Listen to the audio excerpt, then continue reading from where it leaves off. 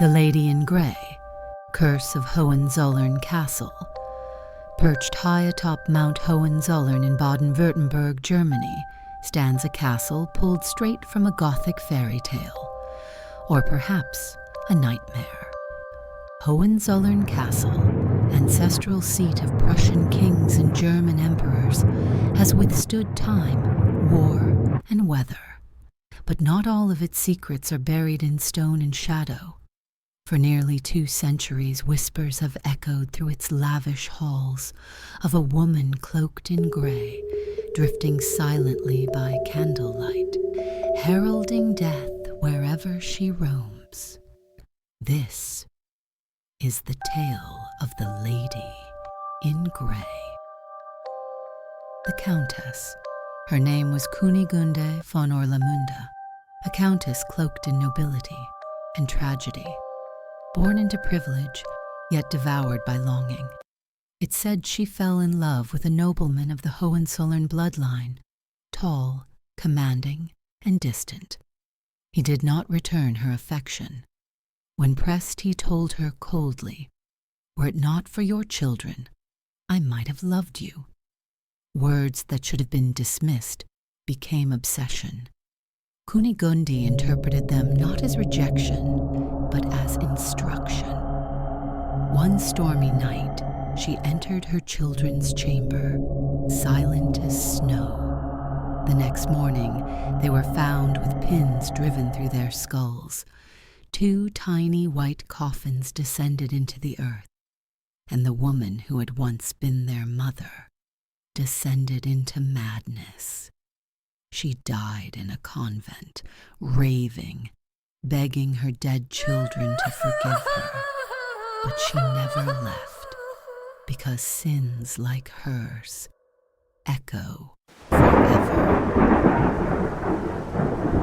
Through history, there were many incidents of people seeing a grey lady in the castle before tragedy strikes. A royal visitation.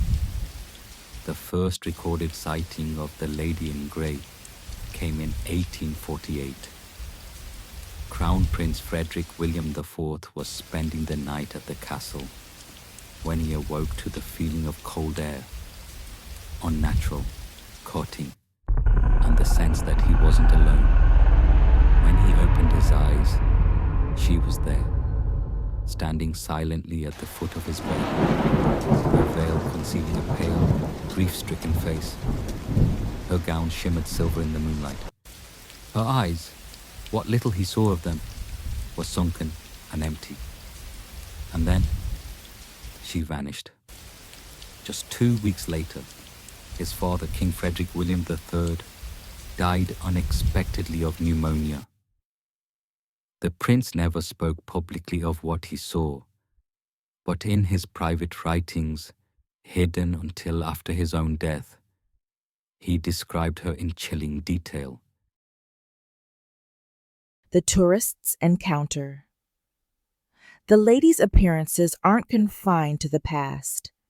In 2001, a group of American tourists visited Hohenzollern Castle during a stormy autumn evening. As the last of the guided tours wrapped up, one woman, Amanda Hartley, wandered down a roped-off hallway, curious and emboldened by a glass of Riesling. She entered an unlit corridor and saw at the far end a flickering candle and a figure, a woman in gray, gliding away from her, her footsteps utterly silent on the stone floor. Thinking she'd stumbled into a costumed reenactment, Amanda called out, "Excuse me, can I help you?" The woman stopped, slowly turned her head. Amanda would later say, her face was wrong, old but smooth, and her eyes looked dead. Then the candle went out, and the corridor was empty.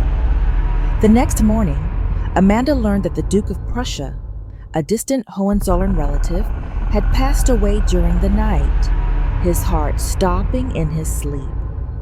Amanda never returned to Germany. The family pattern.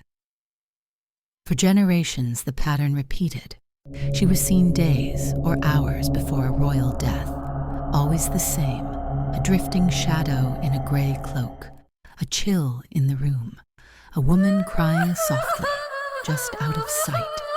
In 1888, during what is now called the Year of the Three Emperors, Emperor Wilhelm I died, followed by his son Frederick III, and then Wilhelm II ascended the throne. All three deaths were preceded by reported sightings of the Lady in Grey by servants and guards. Each time her presence was a grim omen, one no one dared ignore. The Scholar's Warning. Dr. Elsa Grunwald, a respected historian and skeptic, spent years researching the Hohenzollern archives, determined to debunk the Lady in Grey. But after months of interviews and old diaries, she changed her stance. In her final published paper before retiring, she wrote, "Too many independent witnesses, too many patterns. A ghost is simply a history that refuses to be forgotten." And in Hohenzollern Castle, history walks the halls in a grey cloak. She claimed to have heard footsteps pacing her room one night during her stay, when she was the only person in that wing of the castle. The closing.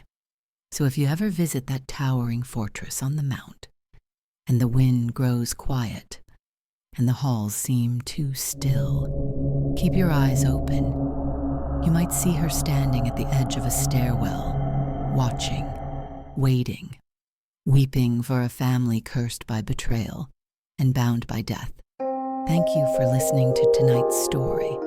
If you enjoyed this tale of real horror, don't forget to like, subscribe, and leave a comment about the scariest ghost story you've ever heard. Until next time, sleep well if you can.